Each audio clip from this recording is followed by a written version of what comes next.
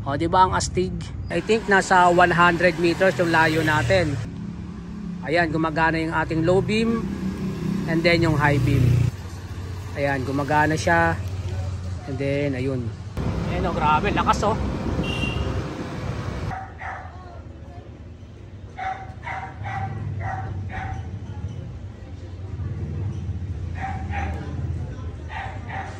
Alright, so yun mga true friend, dahil nga gabi na, tetestingin natin yung ating mini driving light na wireless. Ito siya. So, check natin guys kung anong magiging itsura. So, makikita nga natin dito yung ating mini driving light na merong 4 na LED.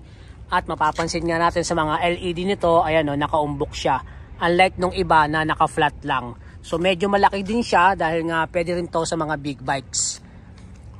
Ayan.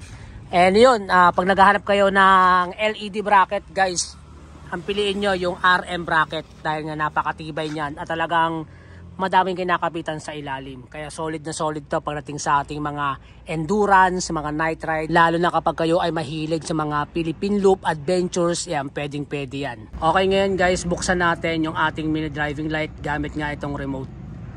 So on natin dito. Ayun o. Ayan yung kulay niya. Low beam to, low beam. And then isang pindot pa, ayan yung high beam. No, di ba? Lakas. Balik natin sa dilaw.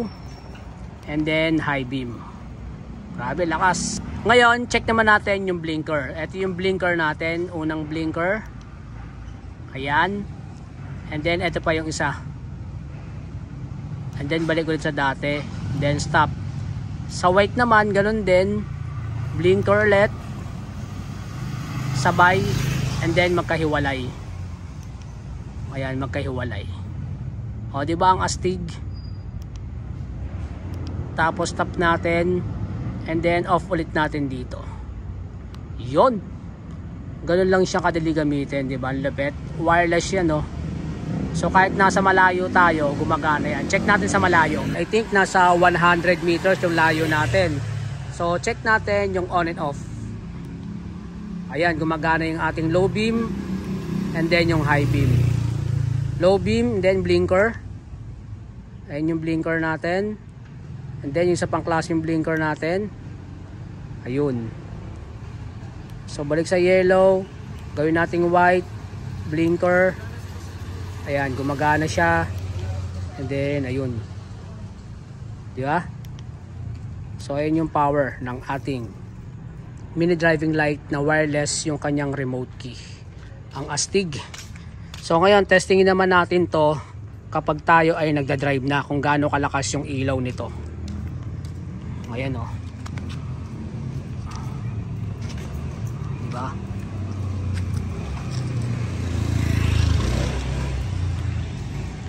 Sa harapan.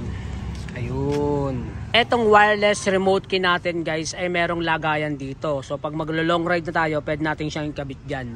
Ayan o, may kasama na siyang ganito. So tutornilyohin lang natin yan dyan. And then pwede na tayong mag-long ride. So ito yung low beam. Ito naman yung high beam. Low beam, high beam. Low beam, high beam. Check natin yung blinker. Okay, yung blinker niya ito. Ayan, yung sabay and then alternate. Sabay and then stop. So ayan yung low beam natin. White color and then blinker. Ayan yung blinker and then alternate. Ayan, lakas, di ba? Blinker, then stop. Then off. Okay. So ganun lang siya kadaling gamitin dahil nga wireless na siya, kaya maganda siyang gamitin, no? So ngayon testingin naman natin sa kalsada habang umaandar tayo.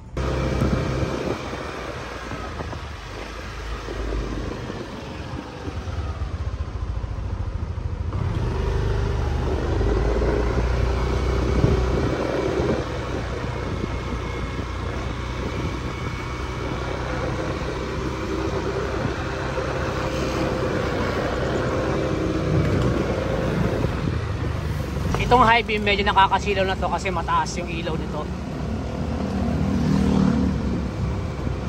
Ayan o, grabe, lakas o. Ayun, binubusinahan tayo, lakas na ng ilaw natin.